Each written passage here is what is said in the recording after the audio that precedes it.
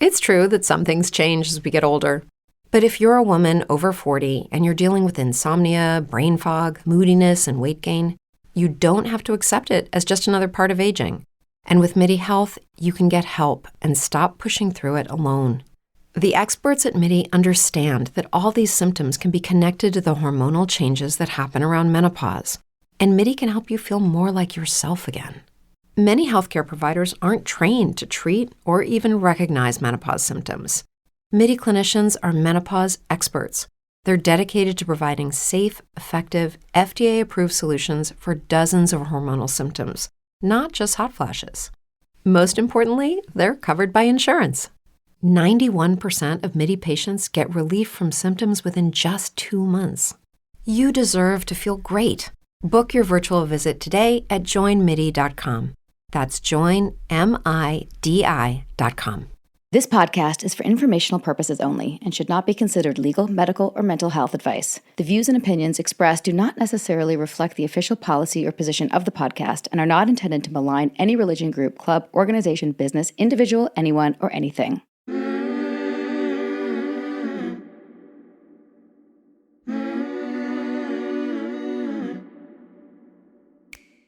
I'm Sarah Edmondson. And I'm Anthony Nippy Ames. And this is A Little Bit Culty. Cults are commonplace now. From fandoms to fads, we're examining them all. We look at what happens when things that seem like a great thing at first go bad. Every week, we chat with survivors, experts, and whistleblowers for real culty stories told directly by the people who lived through them, because we want you to learn a few things that we've had to learn the hard way. For example, if you think you're too smart to get sucked into something culty, you might be prime recruitment material, and who knows, you could already be in a cult. If you're not aware of your programming, you're probably being programmed, so keep listening to find out. We'll talk about all sorts of topics on the show, but be aware, this podcast might contain stories that could be alarming to some of our listeners, so please check our show notes for more detailed descriptions and take care of yourself. Subscribe to our Patreon for Thursday bonus episodes, Q&A, and all sorts of exclusive content. That's patreon.com/alittlebitculty. Welcome to Season 7 of A Little Bit Culty. Sinking down to the depths of the ocean, hanging on to my love. Hello, everybody, and welcome back to this week's episode of A Little Bit Culty. We have a episode today that might piss you off a little bit, and we hope it does, because maybe that will mean that you take some action, as we are inspired to do. Our guest today is Dr. Christine Cocchiola. We like to call her Dr. C because it's easier. Dr. C is a college professor and social justice advocate with a doctorate in clinical social work. She's also a familiar face to the show. Last time Dr. C came on, she told us about how she survived a coercive controller and narcissistic abuser, her ex-husband, and the father of her children. Check out Season 5, Episode 19 if you want to hear more of her story.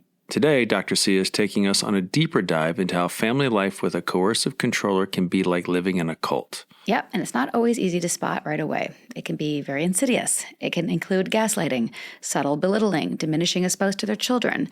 These tactics aren't as overt as physical abuse, but they can be just as harmful, and we'll definitely get into the red flags. And the problems don't always end after escaping. Dr. C co-authored a book called Framed, Women in the Family Court Underworld. It's about our messed up court system and how navigating it can be harder for abused women than people realize. Of course, the biggest victims in all of this are the kids involved. We'll cover the long-term effects coercive control has on them and what parents can do to protect them. Dr. C has a ton of professional and personal experience with this, and we just adore her. Let's welcome her back to the show.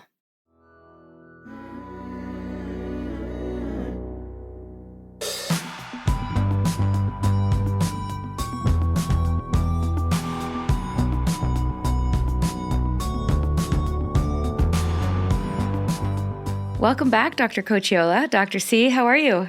I'm good. How are you? Thank you for having me. I'm so glad that we're able to have you back because I feel like we've learned a lot. Yes. Since we had you. I was on Dr. Laura Richards and she said, where did you hear about coercive control originally? I was like, I think it might have been from Dr. Cocchiola. I think you were the first person to introduce that term. And now it's like, we talk about it all the time on the podcast and our TED Talk. So let's start there for our listeners who didn't hear the first episode with you. Can you define it and we'll go from there? Sure. And my definition of it has kind of evolved. So, so I used to, I think when I you guys know I've been doing this work since I was 19. I've been a social justice advocate working to support victims and survivors of all kinds of abuse, including, of course, most specifically children, since the age of 19. But I did what so many people have done historically, is look through the violent incident model when we think about abuse. And so when I began this coercive control journey with Dr. Evan Stark and got my doctorate in it and really researched it, I was really looking through the nonviolent incident model, right? Like beyond the violent incident model, but also looking at it through domestic abuse, like partnerships. And the reality is, man, I see it as the underpinning of all abuse. Whenever someone abuses us, whether it's individually and partnerships, or it's in systems, if it's in governments, it doesn't matter if it's individual to individual or groups of people exerting power and control over groups of people. It's abuse that's based on power and control. I mean, I look at racism, sexism, genderism, all of these isms, ageism. What is all of this about? Even if a parent is disciplining a child and is abusive in that discipline, are they actually trying to have control over the child, right? And so I see coercive control as the underpinning of all abuse now. I've kind of evolved into this, I want people to see that if this is happening to you at work by an employer, or if this is happening to you, with a group of friends, or, racism again is such a great example of that, isn't it? Racists want to exert power and control over individuals. I mean, the treatment of women in society. So, I mean, it's a pattern of behavior where one person or group of people diminish another person or group of people's autonomy, their agency, and it's a liberty crime. It takes away freedom to be who we truly are. So that's my long, short version of it all. I think that there's an awareness now, right? That, when I don't know about when you guys were growing up, but when I was growing up, discipline was much more about exerting power over, right? Yeah. And spankings. Yeah, sure. Yeah. Absolutely. And maybe put downs or diminishing someone versus creating a space where our children learn that they have agency, so that, frankly, as they develop, they continue to have agency in all of their relationships. Mm-hmm. Amazing. We got right into it. I'm glad, but I have to say, Nippy and I have been reading this book, and thank you so much for sending it to me. We'll certainly be putting framed on our Goodreads account, and it's infuriating, and talking about it on the podcast and promoting it, because it's so important. But it's all, yeah. I've been in a really bad mood for the last 4 days since reading it. Just so angry and frustrated. Nippy can attest to it. He's like, "What's going on with you?" I'm like, "I'm just pissed. This is before I started it. It's what's going on over here? And then It's I distressing. started it. Yeah, it is really He started distressing. after me. It's very distressing. It's really concerning. Yeah. I mean, it's really, I did a training in New Jersey to 150 advocates and lawyers a couple of weeks ago. And one woman who's an advocate at this particular agency, she's been a lawyer for 30 years. And she said, can we talk about the book? And I said, sure. And she said, these are the worst stories you received, right? And I'm like, these are the stories I hear every day. I was sitting at my kitchen table last April, and I said, that's it. I have to get this out in a book. I have to. They're case studies. I have to do this. And it just was how do we get the word out there so that more people actually recognize that this is not an anomaly. It's like an epidemic. It's pretty startling. Even she sought to minimize it.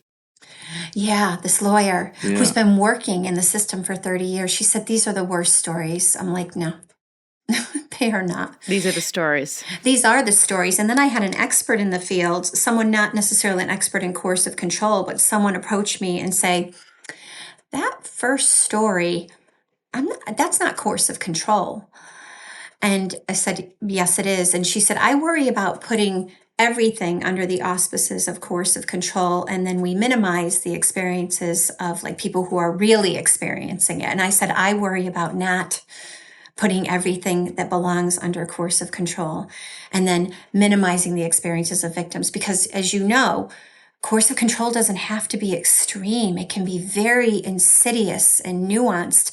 You know, I was in a relationship with someone for 35 years of my life, not recognizing, because there was nothing very extreme until the end, until the post-separation abuse occurred. I remember when you told us your story originally on our podcast and what initiated this line of work for you. What's happened since then and now that's triggered the desire to write this book specifically? Is it the number of stories, the similarity of stories? What's happened for you? Yeah, so I think what happened was I've always been like doing therapy and educating on this topic, but then I specifically began working with victims, survivors of coercive control. And, you know, you guys understand, like, this pathology of these abusers is they are intent on revenge. And that often happens when a victim tries to escape, right? And as you know, I reflect back on my story, my children were indoctrinated at a very young age against me. And I didn't know it, right? So this is what abusers do, is I believe that they capitalize on a vulnerability. And what's the thing most protective parents are most vulnerable about? Their children, right? And how much they love their children. And so my abuser started indoctrinating my children at a very young age, unbeknownst to me. I thought I was still in a kind of loving relationship. I was still trying to make it work, and I did for quite a few years afterward. But then when I escaped, or attempted to escape, and then decided to go get my doctorate in clinical social work and focus on coercive control, I began working specifically in this population. And every story, over and over and over again, it's like a parent would be accused of alienating their children from an abusive parent when actually the abuser was trying to do that to them, like the whole Darvo thing, right? Denying and attacking that they were doing anything wrong and saying that the victim was doing it. And there was a fracturing of attachment. That's what I call it. Like, abusers want to maliciously fracture the attachment between the protective parent and the children. And that is so harmful to the developing brain. And so my work started in this, you know, protecting children from abuse. And then all of a sudden, full circle, even though I was doing it along the way, but full circle, now I'm working with protective parents whose children are being turned against them, and they're the protective parent. And abusers are getting custody. Like, what? Like, an abuser is getting custody? So then that was like, oh my gosh, the world needs to know what's really going on in the system, how the system is complicit in this, how the system is not protecting children from abusers. That's the line. How come the system is not protecting children from abusers? And how come? How come? Because Nippy and I read this and we're like, what is happening behind closed doors that these judges are awarding custody to abusive, in many cases, most cases, it seems, fathers? And how is it not being, like, how has there not been like a whistleblower till now? Well, I think people have been talking about it, and we know that it's been a problem, but it's hard. I think the issue is we silence victims, right? So if we know the court system doesn't believe when a woman comes forward and says she's a domestic abuse victim, right? When we know that that's the case, she's disbelieved at 55% of the time. When she says her children are being abused, she's disbelieved of a rate of above 70% of the time. And when she says her children are being sexually abused, she's disbelieved at a rate of 85% of the time. This is a very large research study by Joan Meyer. And so if I'm not going to be believed, what happens oftentimes is women just don't even share that. Like, what's the incentive? And frankly, if I do, and then he claims that I've alienated my children against him, when actually my children are afraid of him, right? But he says I'm an alienator. He gets custody upwards sometimes of 4 times greater. So it's better to be silent. So victims are silenced. And then what happens is all of these stories are siloed instead of all of us coming together. And frankly, the problem is patriarchy. There's a ruling in 1607 in England that basically says that a judge, even if they act maliciously, they are not held to account. And that same ruling is in place across the world. Judges have judicial immunity. You don't go to trial when you're getting a divorce. right? A judge makes a decision based on the information they receive from court professionals. And if these court professionals are people who may be receiving extra money, or frankly, I took the guardian ad litem training here in the state of Connecticut just for intel. And what was very evident to me is that if my bias is to protect children, which it should be, then I am not going to be called, I'm not going to be on the list to get called as a guardian ad litem. I'm going to have a reputation that I don't go for 50-50, that I don't ensure that fathers have time. And it's this idea of empathy, right? Like in general, there is this idea that any time a father shows interest in his children, which is a wonderful thing in an amicable situation.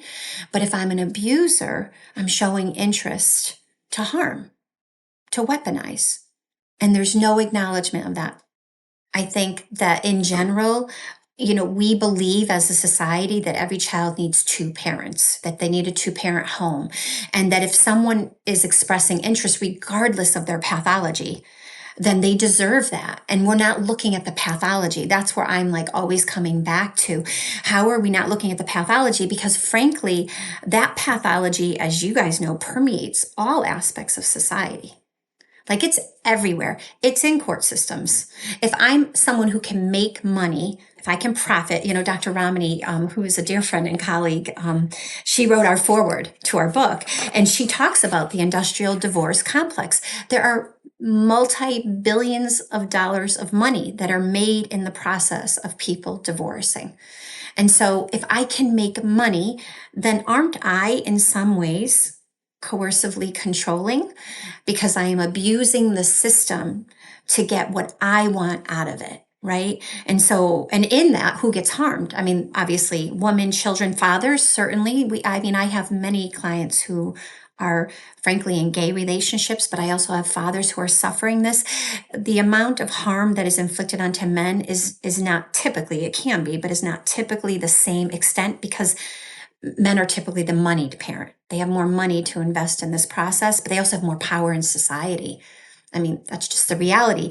And so, knowing that there's money to be made off of this, and that who is eventually the most harmed, I mean, the intergenerational trauma that can totally be prevented if we put children in safety versus putting them in harm's way. I can remember specifically after our last interview, and you touched on the Amber Heard, Johnny Depp trial. And you said something to the effect of even the power dynamic of Johnny Depp being who he is and Amber Heard being who she is, even though she was a celebrity too, that whole dynamic is off. And there seems to be a large contingency of those types of relationships. The man is just in a position of power. And even just saying, I'm interested in Amber Heard might have some implications in as well. We don't know. But aside from that, I remember making a comment in the podcast, even on a post, being like, that was a pretty interesting illustration of how that could be just an abuse of power that all of us take for granted and don't even question, right? And I got pushback on that, saying Amber Heard was an abuser too. She did blah, blah, blah, blah. Well, you got the Amber Heard who was driven crazy by Johnny Depp. And Johnny Depp seemed to be cool and calm, and everyone loved him in the trial and all that stuff. But that's after he did the abusing. And then here we go again with the crazy woman narrative that seems to be fortified. And it seems to be fortified by women buying into it as well, because it's just such a whole culture of it that maybe their incentives are off too, or they're indoctrinated too to say, oh, there's another crazy woman or whatever. And it seems to be an entire ecosystem of getting us back to kind of a central understanding of how it works, yet everyone seems to have the lack of understanding of how this abuse of power goes on. And of course, it's going to imbue our court systems as well. And then the incentives are going to be off within the court system, but it's an overall education that I think everyone needs to get with understanding. But I was really alarmed, like here I am. Trying to understand it. A guy who grew up with 4 boys, and certainly was in this culture where it was normalized, even participated in, trying to have an awareness about it and people not letting me have it. Absolutely. And I thought that was pretty wow, this is a serious problem. And frankly, had I not gone through what I had gone through, I don't think I would have had the eyeballs to see it. I would have been as dismissive as anyone else. So it's a It's an understanding of how bad it can be. Yeah, I think Bell Hooks talks about that, right? Like that patriarchy is this disallowing of men to question like their role in society. The moment that a man does that or speaks out about something or even just has a question about it, like there's a sadistic response by the patriarchy to shut you down, right? And then of course happens to women. And then women, so to your point, the systems are not set up. They're set up by men. They were originally set up by men. I mean, we could talk about the DSM-5, the DSM set up by men, the Diagnostic Statistical Manual, where we diagnose people, set up by men. But people are indoctrinated into it and align with it and come to the rescue of perpetrators frequently, which is just startling. I mean, that's what happens. Instead of I get into these little things online and I'm like, meet me offline. I'm happy to have a discussion with you. Let's have a cup of coffee on a Zoom. Let's talk about your perspective and my perspective so that way maybe I can learn. I mean, I'm sure we can both learn from each other. And instead, it's a visceral reaction.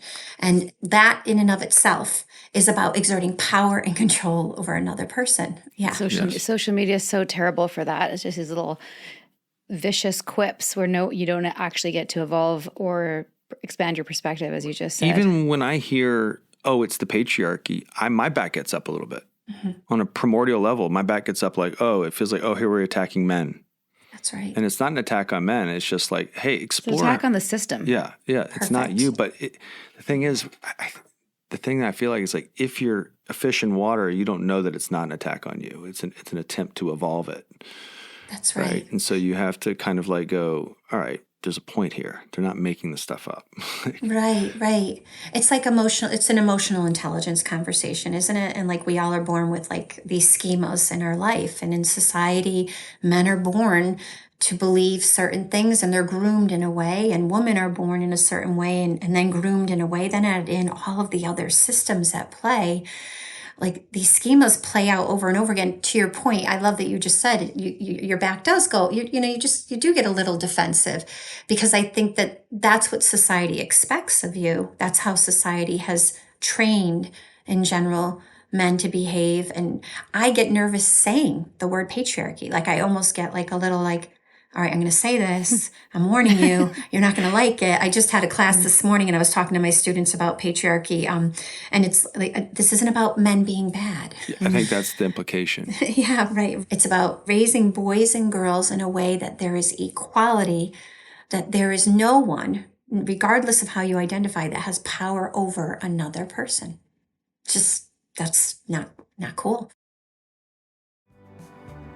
Hey, Culty listeners. As you probably know, Nippy and I are working on a manuscript for our first book together. And as you probably also know, maintaining control is important to us. That's why we've decided to produce our book with the Self-Publishing Agency, or TSPA.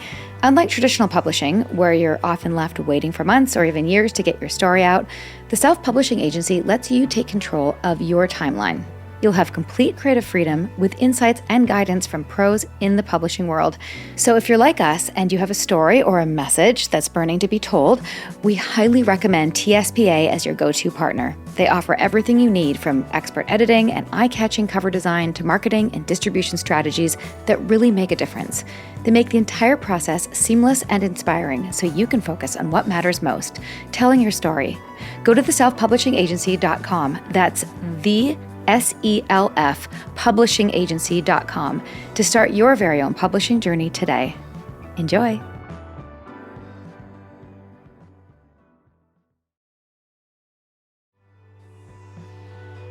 This podcast wouldn't even exist without our amazing, supportive, generous patrons. Come find us on Patreon. We are at patreon.com/littlebitculty. Go there for bonus episodes, live Q&As with past guests, exclusive content, and lots of other goodies.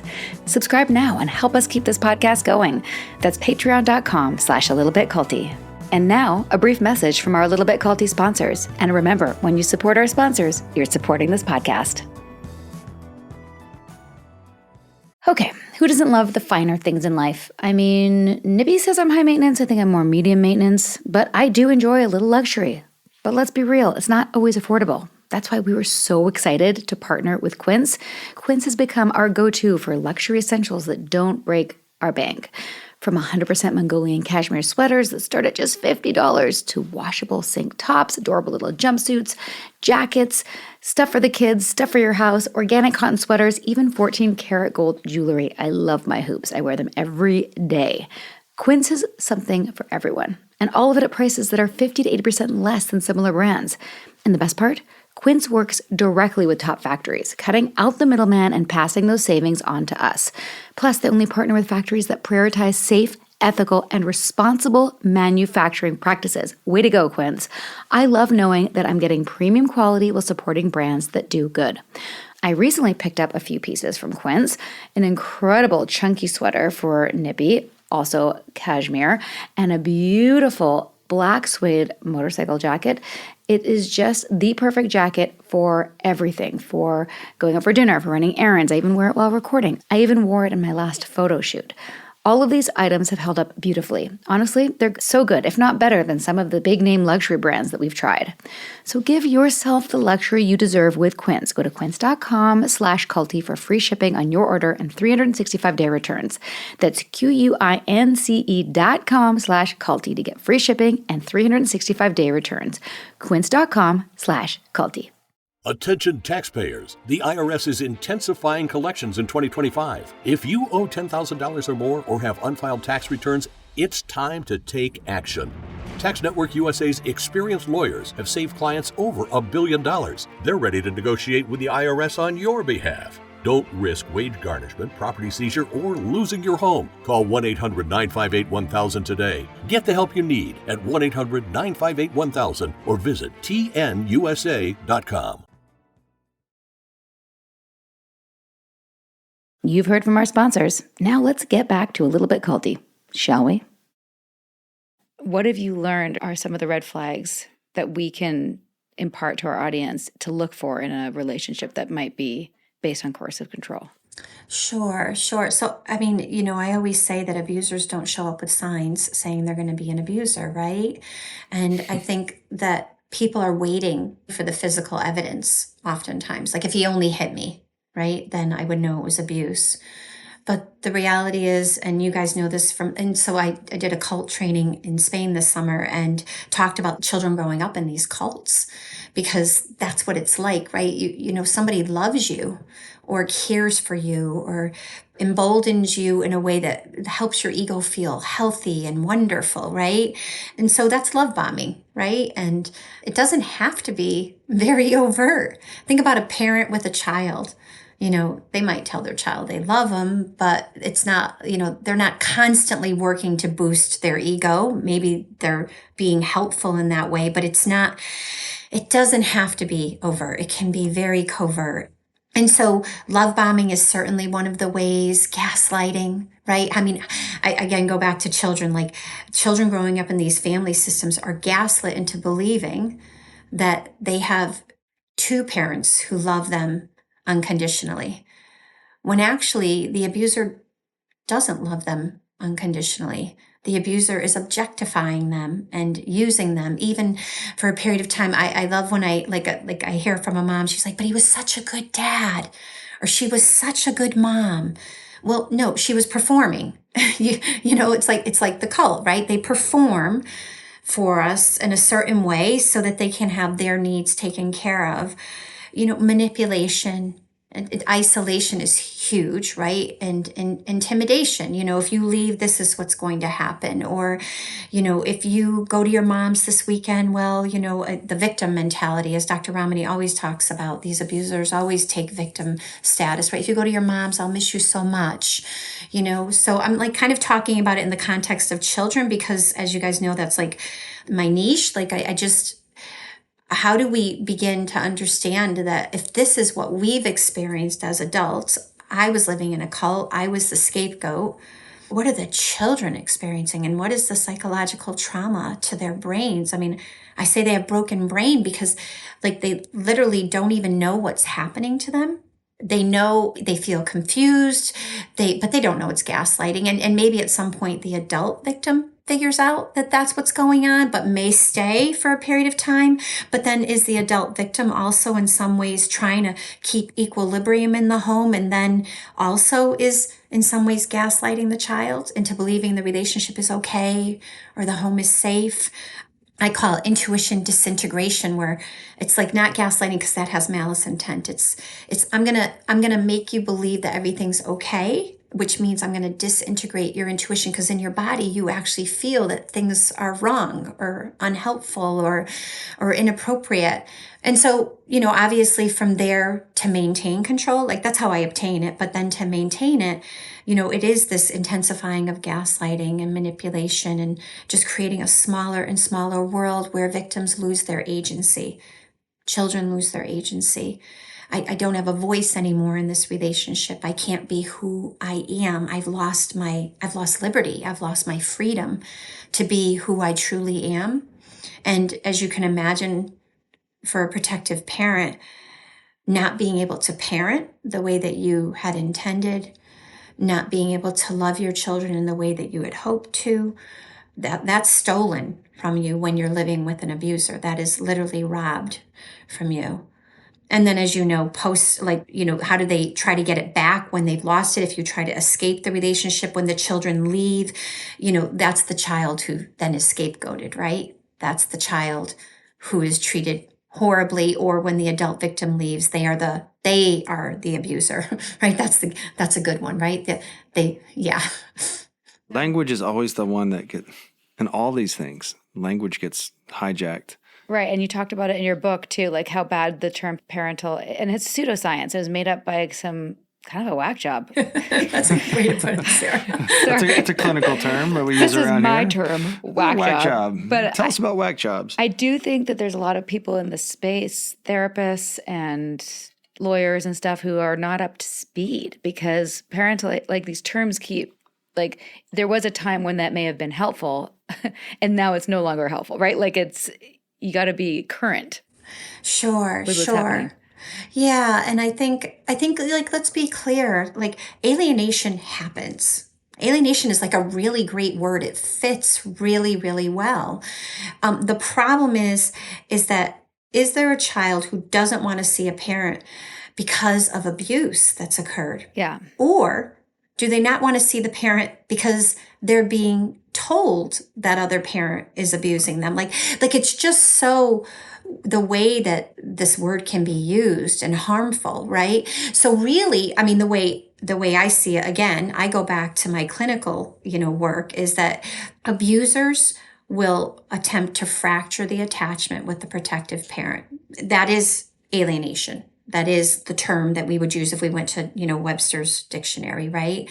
But really understanding that, is it something bad that the protective parent is doing, or is it something that they're doing trying to keep the child away from an abuser? They're not alienating, right. They're trying to protect. And so what we're not doing is unpacking why a child would behave that way. And I can tell you, these children, talk about a cult. They come into therapy, they are blaspheming the protective parent, because they have been so indoctrinated into a false belief, or it feels safer to align with the aggressor. Yes. Right. Right. So how does an expert determine that? Like, are these experts in the Guardian, let's just call them gals, how do they get trained in these dynamics and to know what to look for? And are they incentivized to? They don't get trained. They don't. And that's the problem. I actually have a clinician training that's 14 hours long. It's for attorneys, coaches, and clinicians. And it's 14 CEs. And I talk about what are the best ways to help children in these circumstances. Because, you can't deprogram someone. Deprogramming is like, unless you can kidnap them and send them away, which is what, by the way, reunification camps are, which is not healthy. So we were in the car last night, and Sarah and I have noticed a situation. There's a person in our community that Sarah and I have noticed has demonstrated some behaviors. And after listening to your book, I went to Sarah and I said, there's too many parallels between this person's behavior and what I'm seeing here. We saw behaviors socially that I thought were not okay. It felt like there was a dynamic of he controls the household. The wife seems super obedient. There seems to be restrictions on diets that are going on in the house. And I was totally convinced when I heard one of the scenarios in the book framed where one of the kids had like a skin disorder or something like that. And the father didn't seem to really be incentivized to diagnose it correctly. And then one of the children in this person's house has something like that. And the clinical explanation does not fit what the symptoms are. And there seems to be a narrative going around about the child that everyone's kind of socially accepting that. And my spidey senses are up just based on my knowledge, based on what I've seen, and this person's temperament. He's charming, short temper. There's too many things that are lining up for me to like. I'm scared just talking about this. Number one, be silent about it. I'm not. I am. I could see him coming to the house with a baseball bat. What would you? Well, I have one too. So, Okay, great. what would you do? No, seriously. I mean, like, what does someone do who's peripheral to it, but has a knowledge base to see that, like, at least something's up? And listen, I hope I'm wrong. And I told Sarah, last night when we were driving home, I was like, mark my words, you're going to hear something in the next 2, 3, 4, 5 years in this household that didn't go right. What do we do? And what does someone do? And then what are the forces that they have to look out for in doing it? It says, if this gets legs or something like that, and how would you go about? Because most people go, that's not my problem. Mm-hmm. And then something happens and they go, oh, well, we saw this. And like, I don't know. That's kind of where we are in this right now. And I hope I'm wrong, but yeah. I don't think I am. Yeah, to your point, we need more people to be engaged in it, right? Versus saying an NP, right? Not my problem, right? We do. Yeah. I mean, I'll tell you a story about my dear friends who left me a note on my car one Sunday, and it just said, "Stay strong. You are not crazy. You are doing the right thing, and your friends are here for you, love you, and reach out if you need us." And that was it. That's all I got from them. But that was such a huge lifeline. Just to know that other people saw it, other people knew that something was wrong, and they were acknowledging it. I mean, some people may never talk to you again if you do that. That's kind of the risk we take when we try to reach out to people, right? I mean, but I think reaching out in an anonymous way, like because of your safety, I mean, to Sarah's point, like you don't want to have an angry person at your door either. You have to take care of yourselves. But every victim, and you guys, like, I know you know this from being in the cult, right? Every victim is just waiting for one person to help them gain clarity, one person to just turn the light on, right? And even if you turn the light off for a little while, like the more that people are doing that for you, the more clarity you get. And that's, I think that would be the answer to Sarah's question about what we do when children or adults show up in therapy. I mean, people go to therapy to get help. They might be anxious. This person you're talking about, their partner might be anxious, depressed, wondering what's wrong with them, why their partner doesn't agree with the medical diagnosis, whatever it is. And they go to therapy, and the therapists are taught to validate people's experiences. That's the teaching. I can validate that you feel anxious and all of these other things. But here's my question, and this is like my life's dream, is that every single time a client walks into a therapeutic office, we are first ruling out abuse. I don't care if the abuse happened in your childhood, happened in your dating relationships in college, in your relationships that you're in now. I don't care. How are we not first ruling out abuse? Because then people show up in therapy, and rather than a therapist like figuring out maybe I'm in an abusive relationship to the partner of this person's point, right? Like maybe I'm in an abusive relationship, versus what ends up happening is, maybe you just need to do more.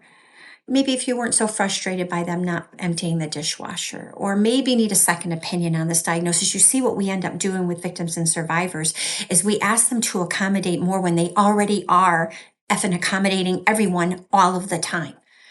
And so a lifeline, to your point, Nippy, is helpful. Having therapists who actually understand the underpinning of abuse, that's coercive control, that doesn't have to be overt, that a child might come into therapy and say, my mother, she's crazy. I can't stand her. I don't want to see her. Okay. Well, if a child is idealizing one parent over another, that's a red flag. So we need, I think, people to speak up. We need therapists to understand what indoctrination looks like, right? Like, I don't know if, when you were in the cult, if you went to therapy, was anybody asking you if anybody was coercing? Were you losing agency in your life? Did you feel like you didn't have a voice? Were you always being suppressed, which you were, Sarah, very clearly in those, like those are questions to be asking people. Is there an abuser who's playing game with your life and you don't even know it? You don't even know it. Right.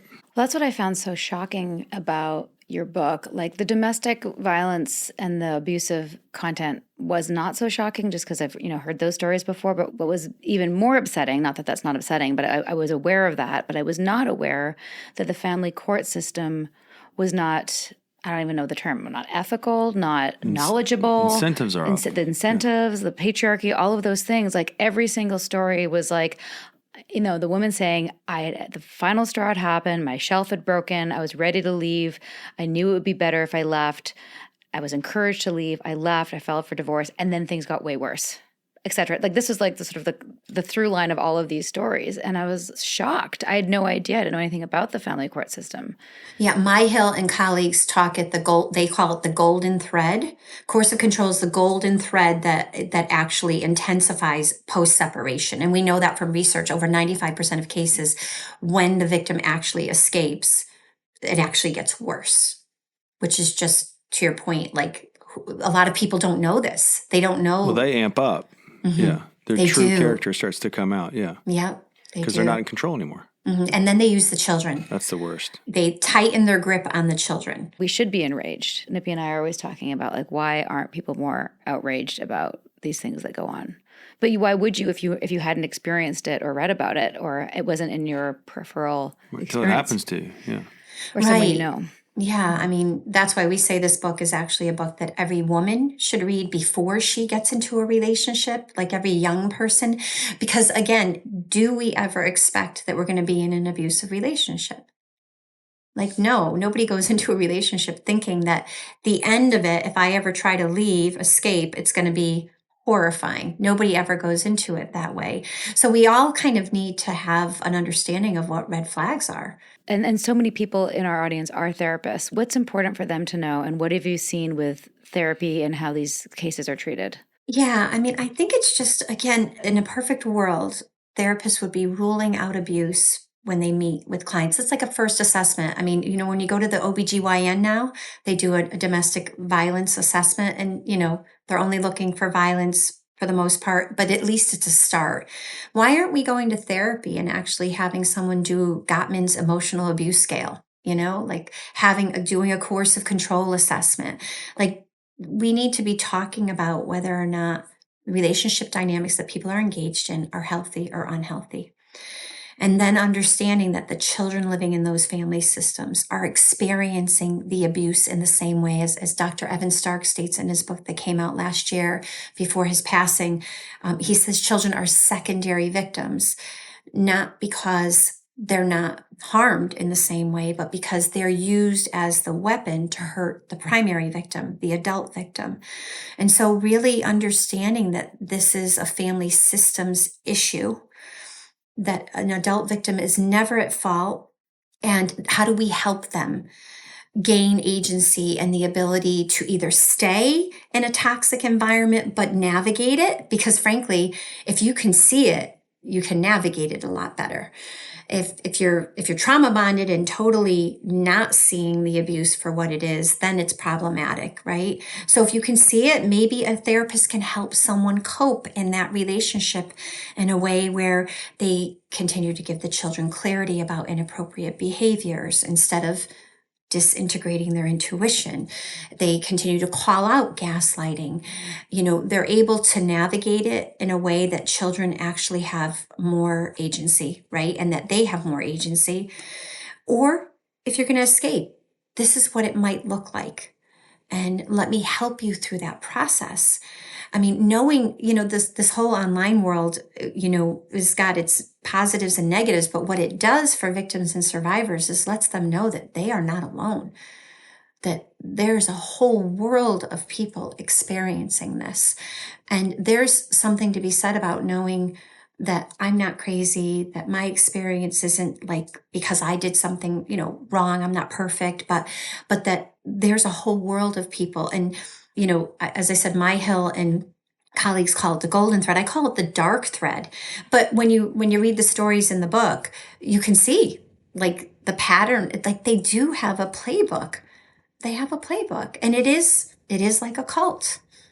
And for children in particular, oh my gosh, like just growing up with a parent that, they're your caretaker, you're supposed to love them, but they're telling you bad things maybe about the other parent. And so then the betrayal trauma, like I am now betrayed by this person who's the abuser because I've seen how they behave with my protective parent. And I know if I cross them, oh my gosh, I know exactly how I'm going to be treated. But also now that person is trying to create betrayal in me with the person that I should be able to lean on. And when it becomes a full-on indoctrination, these are the children who show up in therapy hating their protective parent, the one parent who is safe. And they may not actually mean it, but they may. It depends on the level of indoctrination and how long it's occurred.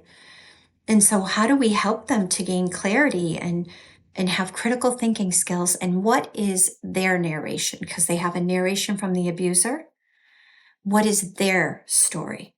How can we help them create their own story with their protective parent? For more background on what brought us here, check out Sarah's page-turning memoir. It's called Scarred, The True Story of How I Escaped NXIVM, the cult that bound my life. It's available on Amazon, Audible, and at most bookstores. Highly recommend, of course, because she's my wife. And now, a brief message from our Little Bit Culty sponsors. Remember, when you support our sponsors, you support our podcast. Okay, who doesn't love the finer things in life? I mean, Nibby says I'm high maintenance. I think I'm more medium maintenance, but I do enjoy a little luxury. But let's be real, it's not always affordable. That's why we were so excited to partner with Quince. Quince has become our go-to for luxury essentials that don't break our bank. From 100% Mongolian cashmere sweaters that start at just $50 to washable sink tops, adorable little jumpsuits, jackets, stuff for the kids, stuff for your house, organic cotton sweaters, even 14-karat gold jewelry. I love my hoops. I wear them every day. Quince has something for everyone, and all of it at prices that are 50 to 80% less than similar brands. And the best part? Quince works directly with top factories, cutting out the middleman and passing those savings on to us. Plus, they only partner with factories that prioritize safe, ethical, and responsible manufacturing practices. Way to go, Quince. I love knowing that I'm getting premium quality while supporting brands that do good. I recently picked up a few pieces from Quince, an incredible chunky sweater for Nippy, also cashmere, and a beautiful black suede motorcycle jacket.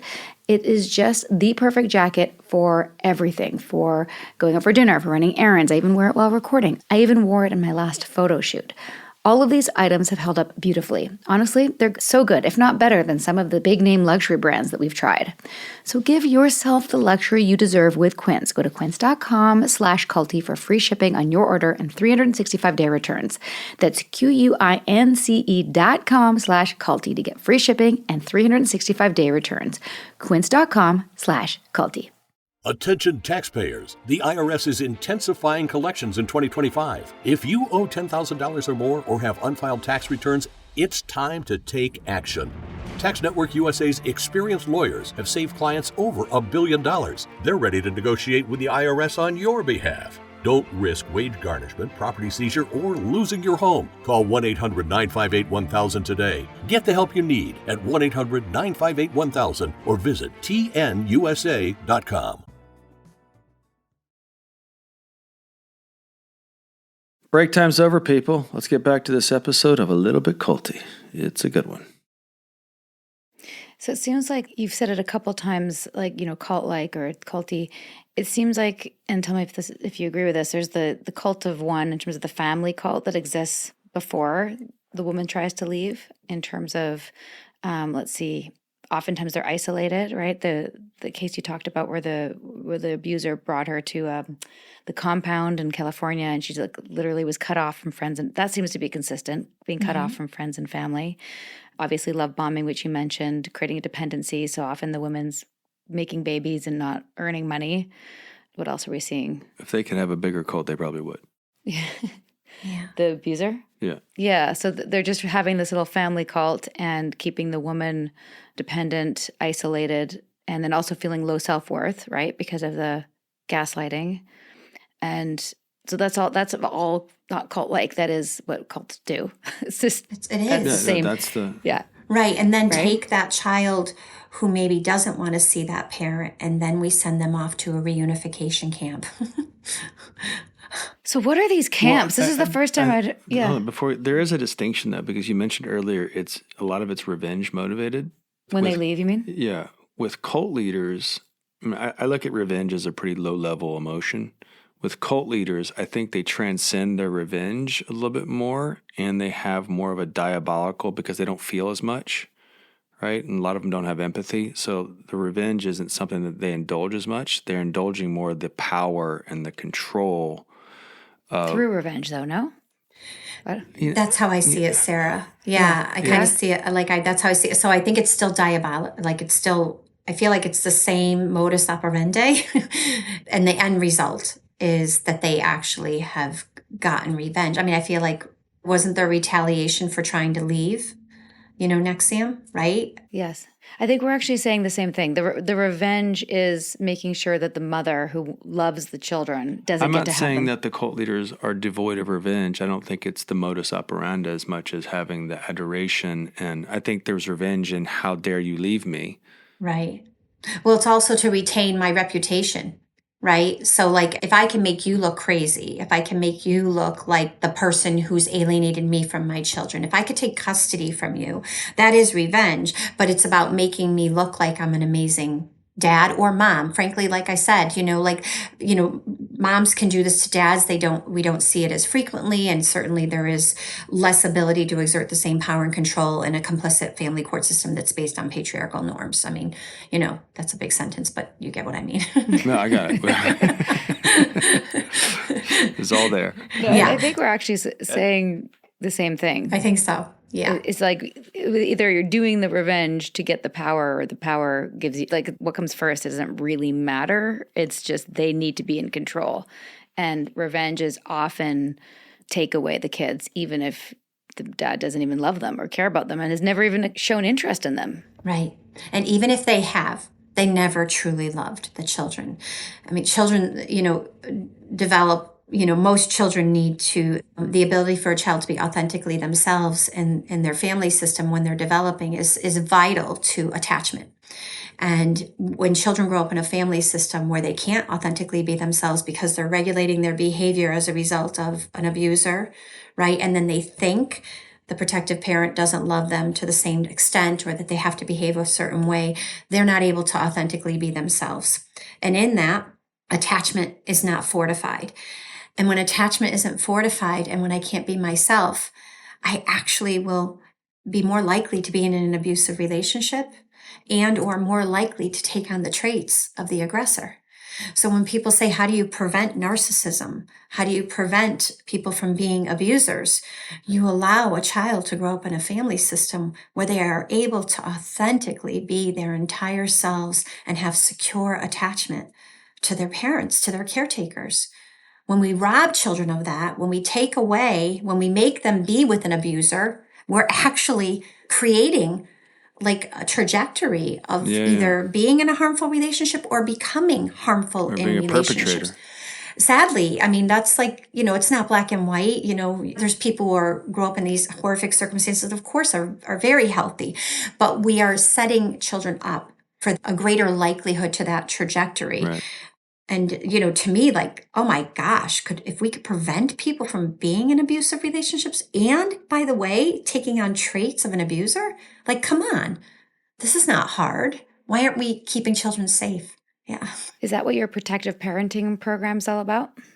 It is. It's therapeutic interventions to help protective parents ensure that their children, regardless of who else is in their lives, are growing up in a position of safety, but also helping protective parents have the right responses to their children.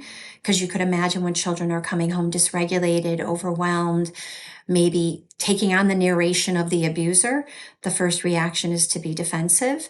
And that's not helpful in those situations. That actually emboldens what I say the abuser is trying to grow in the child. The abuser wants the child to feel unsafe with the protective parent. The abuser wants the child to feel dysregulated.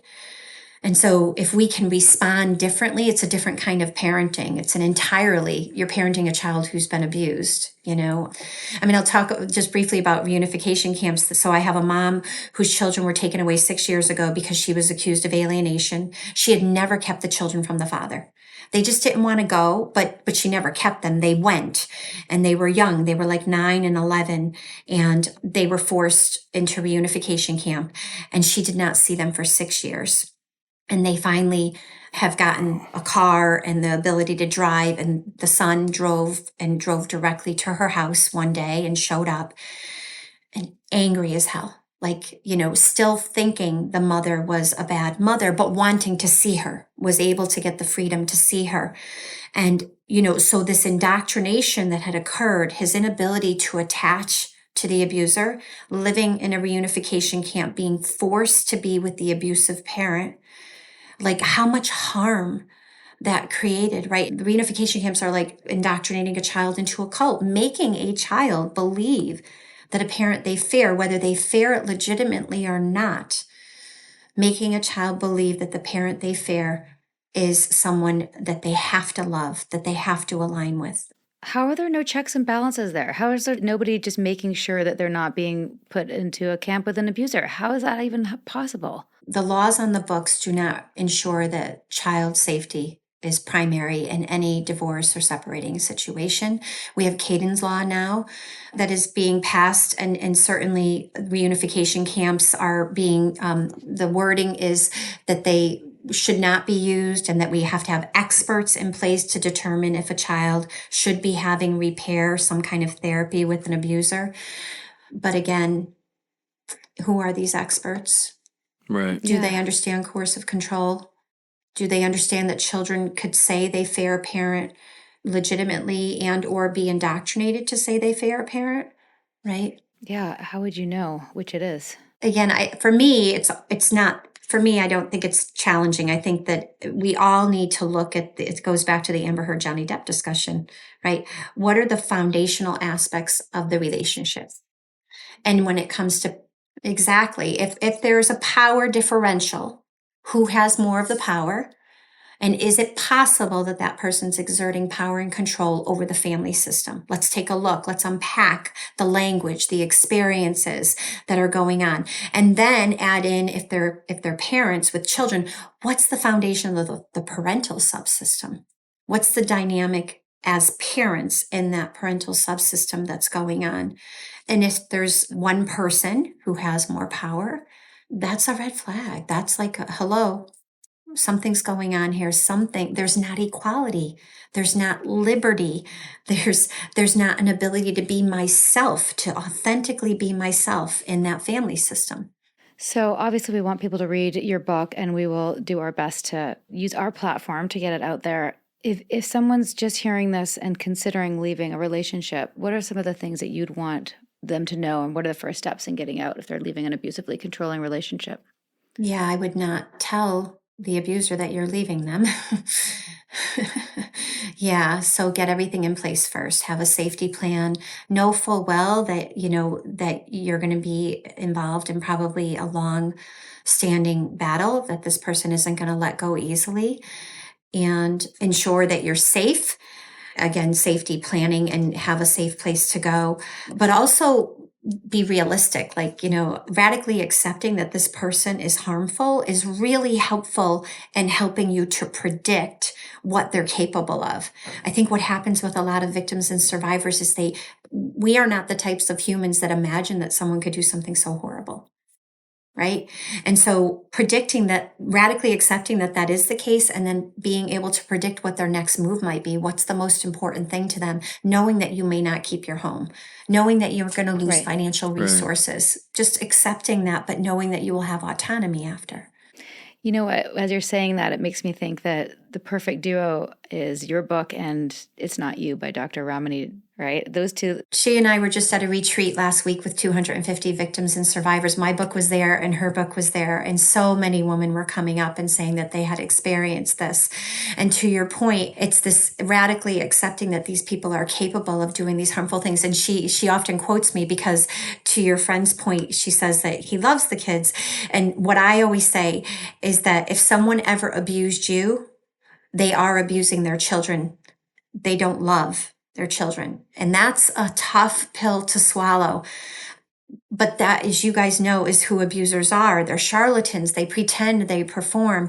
And Dr. Ramani is now quoting me and saying that because that's the reality. Anybody who abuses you is not a loving parent. They are not.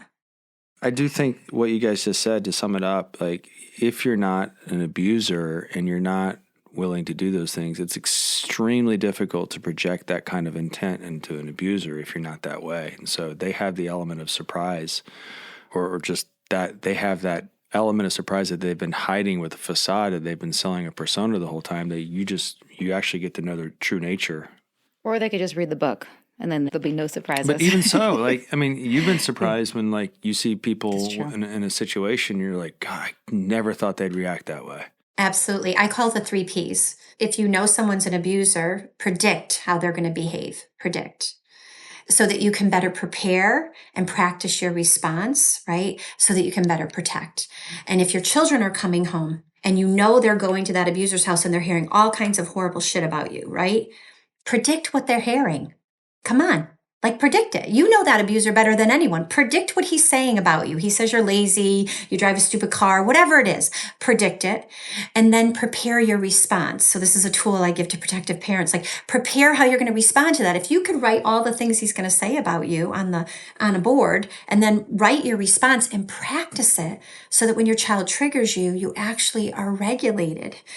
And you respond to them. You're not emboldening. The abuser is hopeful that kid comes home and triggers you. They are dying for that to happen, because if you do that, you are actually fulfilling the prophecy that he has laid before. And I just used a Bible word, by the way. I love this. I learn every time we talk. I mean, there's so many action items at the end of your book, which I really appreciate, not just to leave us mad, but to leave us with things to do.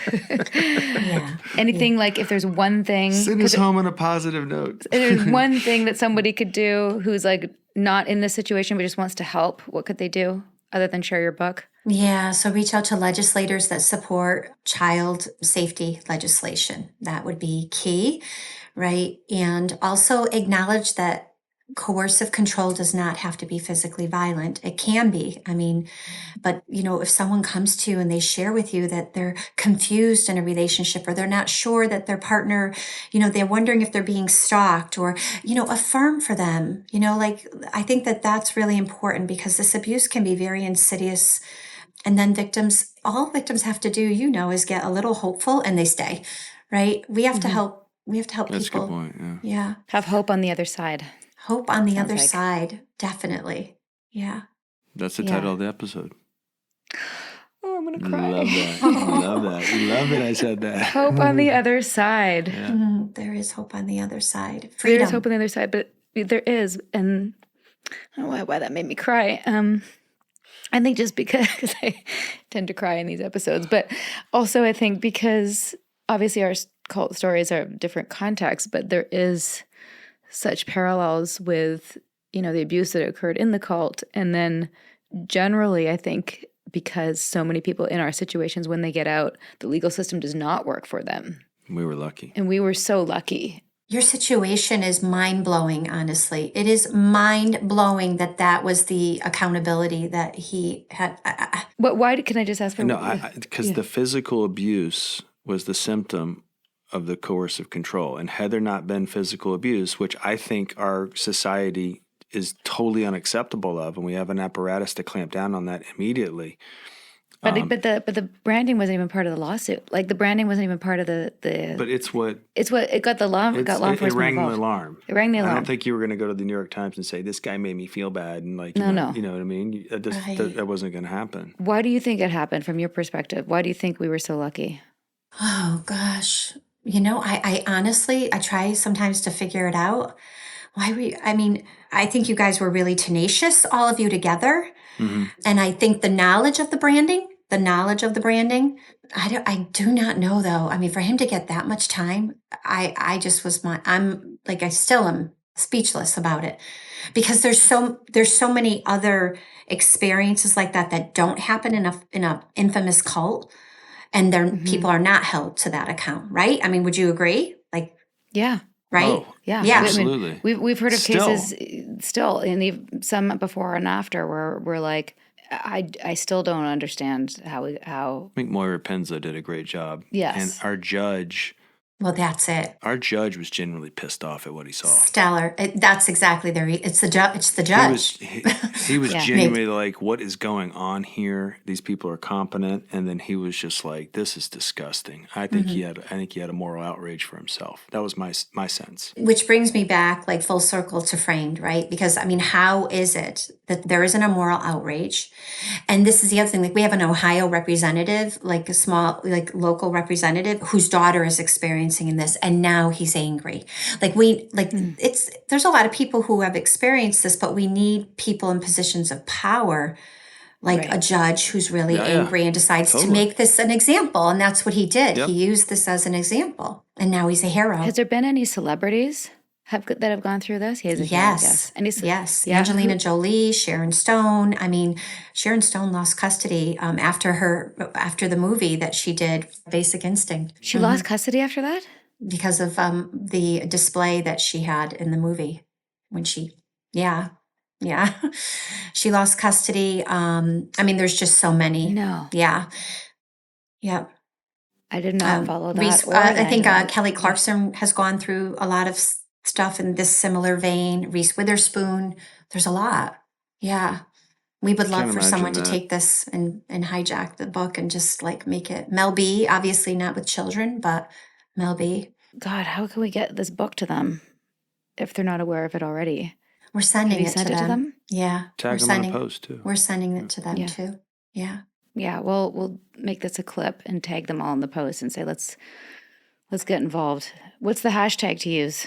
Framed book. What's the Me Too equivalent? Framed the book? Hashtag framed book. Framed book. I could talk for hours. I'm sure you could too. Next time in Georgia, we'll have coffee. Well, maybe we'll have to have you back. Okay, well, let's keep in touch. All right. And thank you so much. So good to So see good you. seeing Thank you so you. much for letting us know about this. Do you like what you hear on A Little Bit Culty? Then please do give us a rating, a review, and subscribe on iTunes, Spotify, or wherever you listen. Or even better, share this episode with someone who you think needs to hear it. Maybe they're in a cult. Maybe they're a little bit susceptible. Just share the love. Thanks. Another case of where we could have talked to Dr. C for hours. Thank you so much for coming back on the show. We really appreciate your expertise and your experience. Hopefully this conversation empowers any listeners who might be living with their own coercive controller. It's always good to be reminded of the relationship red flags. For more information and resources, you can find Dr. C's website in the show notes. You can also pick up a copy of her book, Framed, Women in the Family Court Underworld. And please do read this, share it, and review it. It's a very important book and needs to get out there. Stay safe, everybody, and see you next time. Bye for now. Sinking down to the depths of the ocean, I'm hanging on to the weight of my love. If I let go of it all, I could leave, but I know I won't. A Little Bit Culty is a Trace 120 production, executive produced by Sarah Edmondson and Anthony Nippy Ames, in collaboration with Amphibian Media. Our co-creator is Jess Tardy. Audio engineering by Red Cayman Studios, and our writing and research is done by Emma Deal and Kristen Reeder. Our theme song, Cultivated, is by the artists John Bryant and Nigel Aslin.